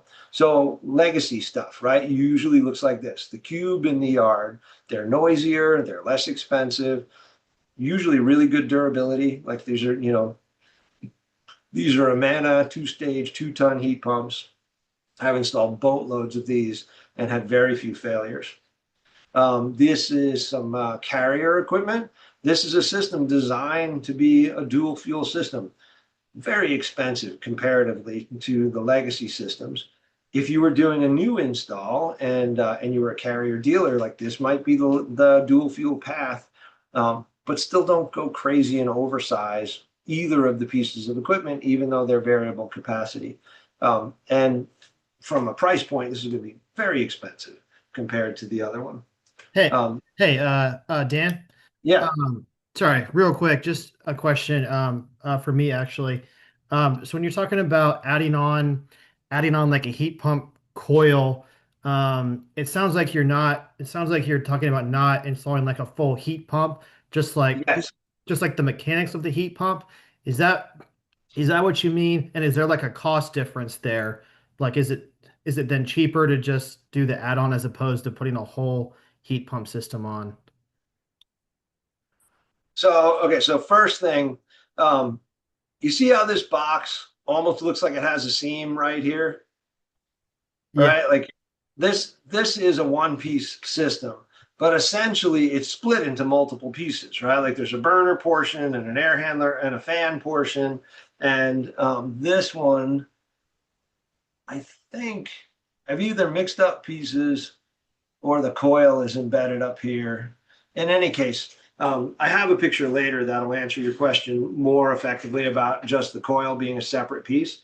Mhm. Essentially, you can get to varying degrees all of these things in sort of modular pieces, right? So you can sort of mix and match parts.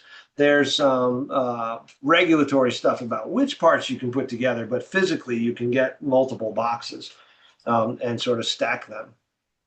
And then the belief is that, I think the belief is that just adding keeping my existing furnace and duct system and adding a heat pump coil to it is going to be cheaper. And I think that that's part of why we're here today is the people who are working on rebates for the Truckee area are entertaining, should that be a rebate, right? Because it sounds like, oh, this will just be cheaper and easier for people. And it will be cheaper to install, but the performance is likely to be like so much worse because of other related things that we're ignoring. The problem is, as a sort of like as a culture, we think like the baseline is that this stuff is well installed. And the truth is, the baseline is the stuff is on the virtue of failure, operating just on the edge of sort of, its airflow, at which point, if it was any worse, it would break. Like that's kind of normal, right? And so what I'm sort of lobbying for is evaluating things. Like, don't walk into the house and just say, well, we're going to get them the $12,000 heat pump add-on, right? Go and find out, is the duct system adequate? Is the duct system so filthy that as soon as you show them a picture, they'll say, all right, let's replace that, right? Like you need, there's stuff we need to know before we take what seems like the cheap, easy path. All right, and so all this stuff like measure duct leakage, measure airflow, do inspections, those kinds of things are super important. Okay, so we're going to come back to this 60% solution idea, and I'll have a better picture of a standalone coil later. So the second strategy, and really, if we're talking about most efficient house for like least amount of money, it might be tear the old furnace and duct system out, seal the holes in the floor, spend some money on insulation, put a gas fireplace in the living room and another one in the master bedroom, and put in some mini split heads. It's dual fuel, right? Like we have gas for some of the time and we have heat pumps for the rest of the time. The heat pumps add heating and air conditioning to portions of the house.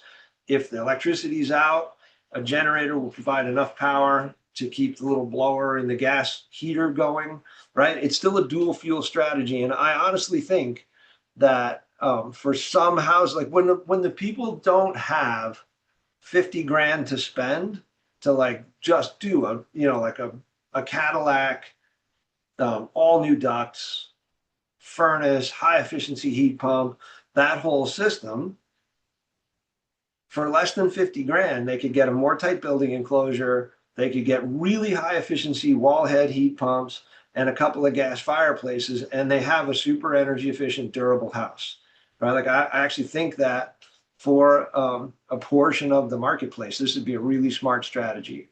It's way better than you reusing a really bad duct system that you can't afford to fix, or maybe the contracting community is not going to provide a good enough product, right? There is an argument in the energy efficiency sort of geek world that mini split wall heads are the answer to HVAC contractors because they haven't been able to get us to do what they want in energy efficient houses for so long. They found a way to get rid of us, right? Like, and so this is kind of that strategy. We'll go to wall heads, super high efficiency, zone control, and gas backup. And so like you imagine the house now, this one was done all with mini splits, ducted mini split here and heads there. But you start thinking about it as zones, right? Like if you had a gas fireplace here and in the master bedroom and your mini split heads here and there, like these rooms, this is hard to get away from. Having a little ducted system over here really helps, right? Because this particular house is so cut up off this hallway. But depending on floor plans, we might be able to start making that work. And a lot of Tahoe houses are actually really open floor plans. Right. So anyway, so something to think about, and it's a cost shift, right? Like if the bids are all completely out of touch, there's a strategy here. You still really need a load calculation because when I did this house all with heat pumps, like all of these heat pumps are like each of those colors was calculated as an individual building load, and then the systems were installed to match it, right? So you still want a load calc. It's crazy important to seal to get rid of the old duct system and create an air barrier where all those holes were. The load on the building is huge when there's air able to draft through the building. And then the other thing that happens is people put all the little mini splits on auto mode, right? So there's auto fan, which just lets the fan turn on and off as it needs to. There's also auto mode. And auto mode means I can be a heater and then I can be an air conditioner. And so the gas fireplaces will turn on and the mini split heads will go into cooling mode, and the people have crazy high bills and their house won't be that comfortable, right? So there's a little customer education with this strategy. I just said this, right? It's super important. And remember I was saying that the webinars like really dive into each sort of like specific topics.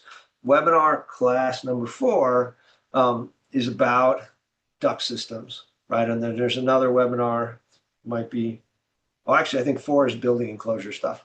But anyway, like each of these topics, we can get into the specific topic in more detail in that webinar series. So it's good that you have that if you choose to follow up and look at it.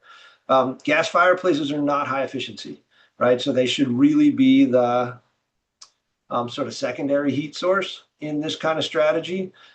People often will put gas fireplaces in because they think that they're going to be less or more efficient than their furnace was, and they're generally not. So that's the one weakness in this strategy, is if the gas fireplace becomes primary heat, then they're going to burn a lot of gas. If there are existing hydronic floors, this is basically the same strategy as the gas fireplace strategy. Keep the hydronic floors, right? And then do mini split heat pumps. Same kind of idea, right? You're breaking the house into zones. Now you have hydronic floor zones and heat pump zones, and you can have some of the house at a baseline with hydronic floor and other parts of the house running on the heat pump, or maybe the hydronic floors are set to 60 degrees all the time, and the heat pumps are set to 70 degrees, right? And they sort of each carry part of the load depending on temperatures in the house, right? That existing gas system is your backup system. And there's so many houses with complicated boilers. People kept calling me when the rebates were happening and saying, you can get me $3,500 to do a heat pump water heater. Go up and, look at my house in, whatever part of Tahoe and get me a quote. And I would say to them, do you have hydronic floor heat? And they'd say, yeah. Do you have a big boiler in your garage? And they'd say, yeah. And say, that's where your water is for your domestic use? And they'd say, yeah. I said, your cost of install is going to be way higher than you think, because we have this complicated system to untangle, and I'd be happy to go look at it, but you're not going to get your water heater for just the cost of the rebate. And they'd say, oh, well, then I don't want it, right? Like, people like their hydronic floors. And so we can keep those systems and then overlay heat pumps on top of it. I think that for a lot of houses, that's actually a really good strategy. You still need a load calculation to do it well. I think the strategy will be popular because hydronic floors are so popular. And this is the system that sort of has the most zone control, because those systems frequently have, like, every room is sort of its own little zone. So the small rooms could be running on hydronics and the large rooms can be running on heat pumps, and you get a pretty good balance. So strategy 4, make partial duct system repairs and install a hydronic forced air system with a heat pump, right? So either you keep the gas water heater or you tap into the boiler and put a hydronic forced air handler into system instead of the furnace. And so the hot water runs off of gas, and then there's a heat pump coil. And I did a ton of these. Once again, if I only need like 20,000 BTUs of heat output with a hot water coil, I can get that. If I try to run a 40,000 BTU furnace at 20,000 BTUs of heat output, I'm going to destroy the furnace, right? So furnaces are not that flexible. These systems are. They look like this. This is a more expensive job, right? Because we're putting in an air handler, not just adding a coil to the system, but we're getting the ability to control the heat output when it's running off of gas and to control the heat output when it's running off of the heat pump. So like if there was a 100,000 BTU furnace and you wanted to keep gas, I would do this before I put in another heat pump or another gas furnace, because of the flexibility and quiet. Like, there's no burner noise, right? All of that goes away. These machines are super quiet. They're kind of funky looking. this is the heat pump coils over here. There's a fan in the middle and a hot water coil all right there. This is one that's in the process of being installed. Like I said, we did tons of these. This one in a garage happened because of a combustion safety issue. So we just took the furnace out, slipped this thing into place where the furnace was, plumbed it into the air conditioner using the heat pump coil, and then ran hot water lines to the water heater. And that's it, right? Like complete swap out, higher efficiency heating by virtue of lower BTU output, right? We went from like 80,000 BTUs to 30,000 BTUs when we put this machine in, and the house only needed 30,000 BTUs. So you still need a load calc, your heat pump, your heat source, the gas heat source is the existing water heater or the existing gas boiler. And you have a huge amount of control over how much heat output you're getting. And I don't mean variable in the sense that it changes day to day, but you can tune it up to be whatever heat output you want. And then fan airflow has no consequences for the burner assembly. Remember I said a minute ago that a gas furnace can't be turned down because it'll destroy the heat exchanger? All of that stuff that's true about a furnace is not true about a hydronic forced air system. If you run them at low airflow, the water is just hotter when it leaves the system. If you run them at high airflow, the water leaves the system cooler, right? It just works more heat out of the system. So super versatile, super safe, very quiet, and they give you control over heat output in the gas mode. Okay, so we're doing good when it comes to like timing here. It's always hard to figure out how to time how much information into a class. So we're back to the idea of there's a furnace and I want to add a coil to it because that's the most likely path I think people are going to take. And we really ought to identify which is primary heat and which is secondary heat, right? And I think because this is an electrification effort, we're going to make the gas sort of primary heat in the sense that the gas is the only thing that can manage the entire heat load for the building, but then we're going to shut the gas off inside a temperature band so that electric heat will operate for 60% of the time, right, across the temperatures outside. And then once we pass some temperature threshold outside, it'll switch to gas, right? And that allows us to not oversize the heat pump and keep our gas system and sort of minimize the impact of this oversized gas burner that we're stuck with. Once again, the load calculation is the easiest way to be able to tell what to do when, right? So the heat pump is by design not going to cover the entire heating load. And you need to know a little bit about load calculations to think about this.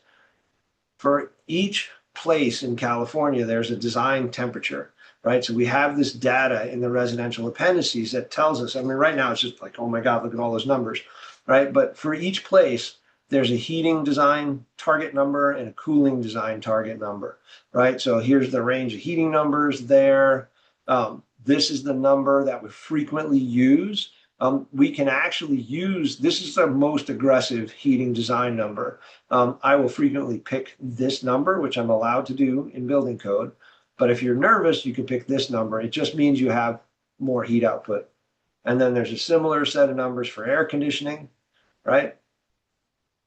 So the bottom half of this is the screen from the load calculation software. The top half of this is the Truckee data out of the residential appendix for our building code, right? And so median winter extremes is -10, right? Design is -4.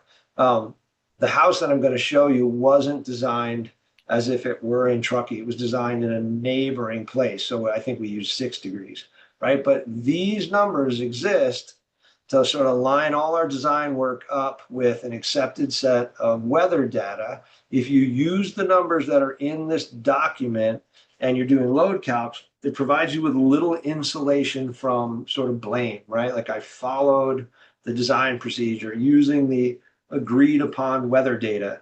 And I mean, it gets really cold in Truckee, but how often is it actually -10, right? Like this is very conservative. So here's a house in Olympic Valley. It's 4,300 square feet, 2-story. I did a huge amount of work on this house. It's a great building enclosure. It's currently an all electric house. We're going to talk about it as if it had been a dual fuel house. So it's got 77,000 BTU heating load, but look at its cooling load, 18,000 BTUs. If I put in a heat pump that meets the heating load, the cooling system is going to make ice, right? Like it's just going to be massively oversized. And so you can argue, and it's mostly true, that in a place like this, they're not going to run the air conditioning anyway, right? And if they do, it's going to be like for a couple of afternoons and that's it. At this house in June, maybe even in July, the heat runs at night, right? Like it gets cold pretty much every night. So this is primarily a heating only system. And Hey, then, Dane, yeah, sorry. We have a question yeah. from one of the uh, attendees. Um, yeah, so Brian would like to know if you can cover how fresh air systems, including ERV slash HRV, work with these sorts of hybrid systems, including air filtration for wildfire smoke. So that is an awesome question. And one of the webinars, I think it's 10, does talk about all that stuff. And sadly, I don't have time to add that topic into what we're talking about and not sort of blow up the time window for folks. Um, but I'll give you the short answer. The best ERV and HRV installs are completely separate from the heating and cooling systems. Like I never mix them, and I do install ERVs and HRVs. So they're a completely unique ducted system that has a job, and the heating and cooling system has a different job. And then filtration of wildfire smoke is complicated. Wildfire smoke is a mix of particles and chemicals, and so it's harder to filter than other things. And so when I have done it, we used a mix of carbon filtration and HEPA level particle filtration, which creates a massive amount of resistance to airflow. So then your HRV has to be sort of better than most. And so anyway, there's, in one of the slides, there was stuff about mentoring. If you really want to like work through all of that stuff, sign up, reach out to the folks here and ask if we can have a phone call, and then I'll be happy to answer a ton of questions, but it goes out of bounds for today, unfortunately. So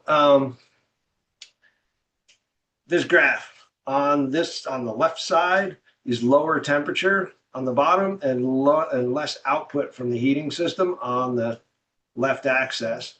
So the capacity of the heating system goes down as it gets colder, right? Or it gets up as it gets warmer. You have less heat pump output when it's colder, and then the load on the house is higher when it's colder, right? Like so we have less of this and more of that, which means that the heat pump is not producing enough heat to heat the house. This point right here is called the balance point. It's the point where the equipment's output is no longer enough to heat the house, right? And so this is the thing that everybody worries about with heat pumps.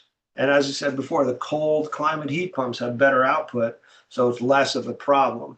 So this is called bin data. And so each of these things, 95 to 99 degrees, is a temperature bin. And then under this column, all of the hours of the year are broken out into where they occur by temperature. And so people start heating their houses, believe it or not, at around 65 degrees, which maybe Tahoe people don't, right? But as a sort of national average, once it goes down into the 60s, people are turning on their heat. So all of the numbers from there down are our total number of heating hours. And so I added these up and I figured out where sort of 60% of them were.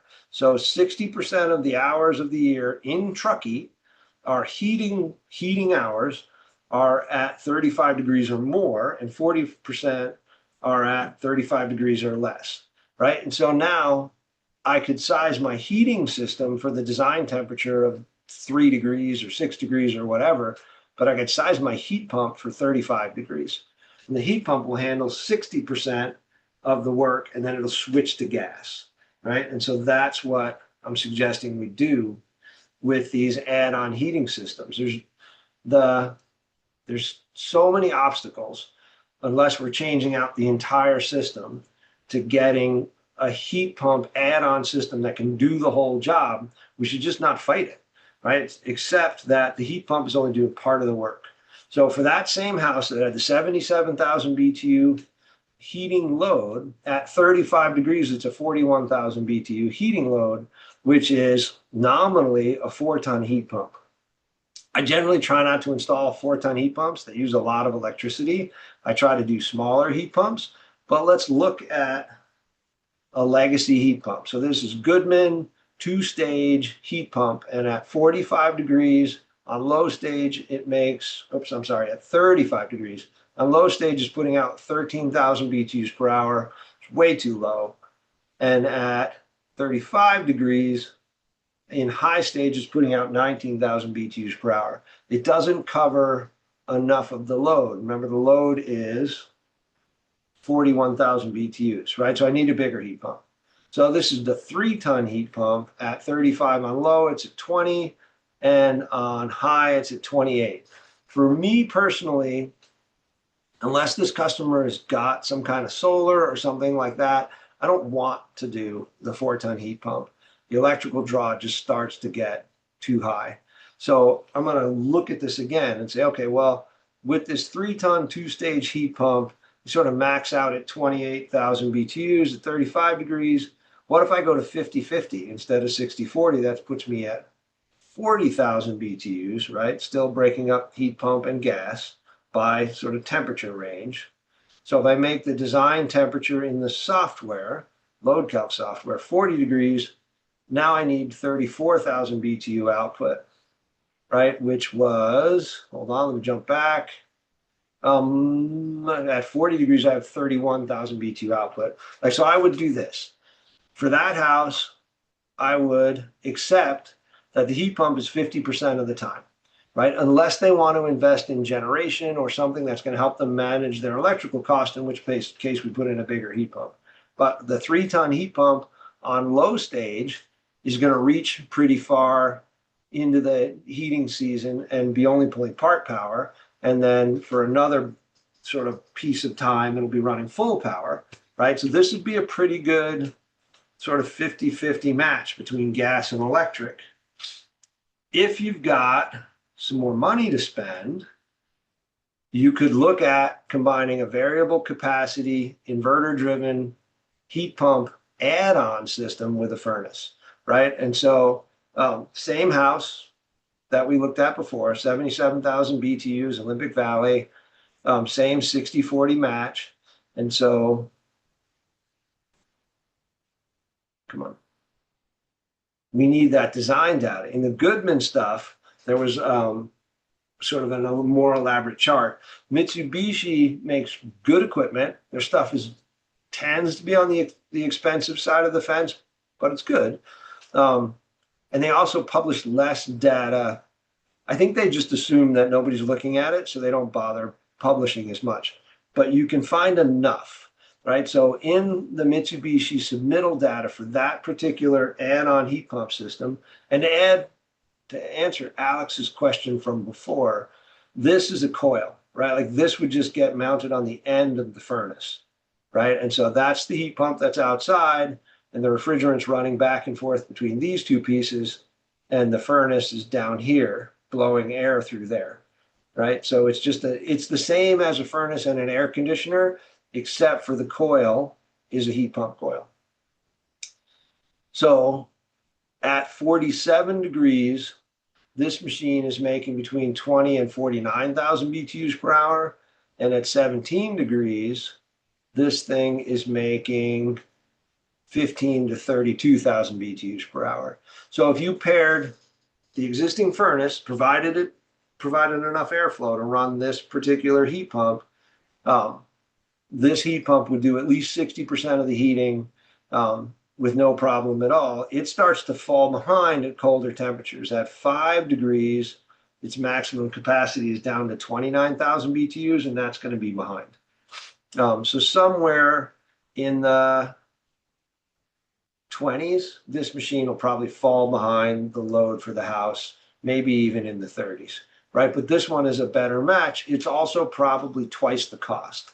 So once again, we're looking at what's the best, what's the match between the system we're stuck with, the duct system we have to try to improve, the customer's budget, but we need sort of like a set of options for equipment choices, right? And so don't go out there in the world and just look at the furnace and say, it's a 70,000 BTU furnace, so it must be a 5-ton heat pump.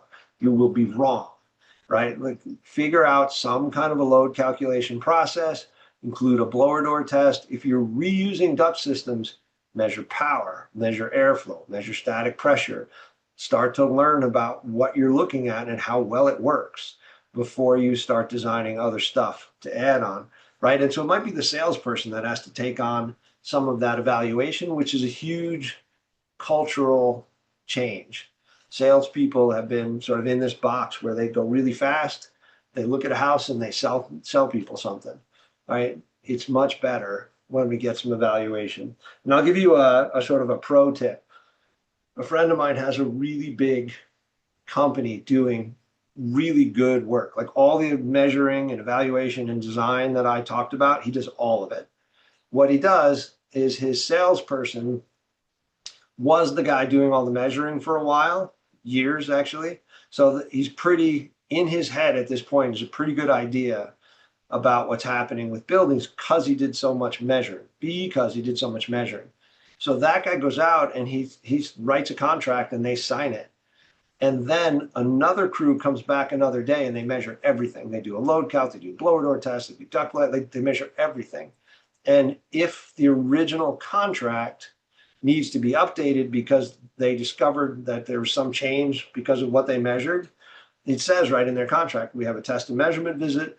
If anything needs to be adjusted in the contract, once the design is done, we'll come back and discuss it with you, right? And so they don't have to do it all up front. They've already made a sale, but they don't ignore that evaluation process.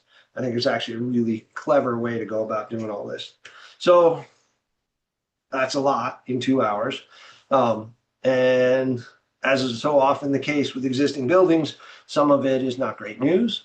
And so we have 3 minutes left. I'd be more than happy to, I can stay if other people can stay. If anybody's got any questions or anything they want to talk about, super happy to try to help. Cool. Thank you so much, Dan. Always an informative presentation. Great stuff. Yeah, I did answer the question, or I did ask questions from Q&A. But yeah, if anyone has anything else, you can raise your hand, and I can click on you there to allow you to speak, or you can put it in the Q&A.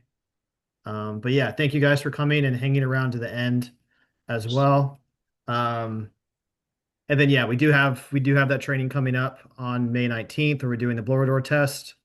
I've got the links in the chat to register. Right. And then Yep. this will get you access to this stuff too, right? Right. Yep. Yeah. And both those links are in the chat. So yeah.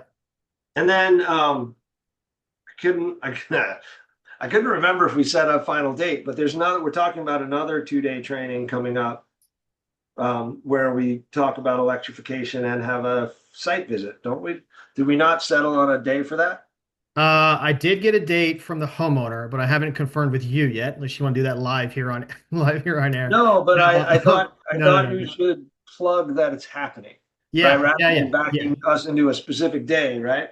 Yeah, for sure. Yeah, so that'll be the week after we have the blower door test, we will do a live tour of an electrified home in Tahoe. Looking to get the date on that, but I think but it'll be the week after. I think we're looking at May 28th for that.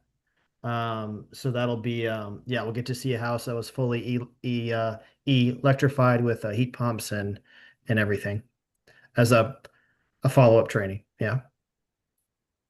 Nice. Yeah, thanks for reminding me about that, Dan. No worries. I live to serve. Um, cool. Yeah, and then yeah, Ryan, you had asked earlier about getting access about if homeowners can have access to your materials, Dan, and so we thought that Sure. was fine. Yeah, yeah. So we'll send Ryan those.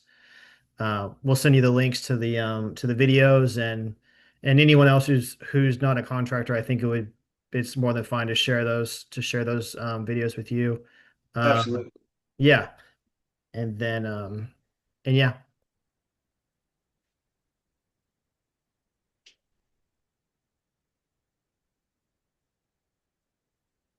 but yeah, I think that might be it, Dan. I'm not seeing any questions come up, so Okay. thanks Well, again. Thanks again for your yeah, no time. worries. Really, Nice to really see you appreciate it. all. And thanks to everybody else. Yeah, for sure. Great to see you. Thanks, Dan. You're welcome. I look forward to hearing from your customer. Yeah, absolutely. Yeah, definitely. See you, David. All right. Um, See you later, guys. Bye. Thanks, everyone.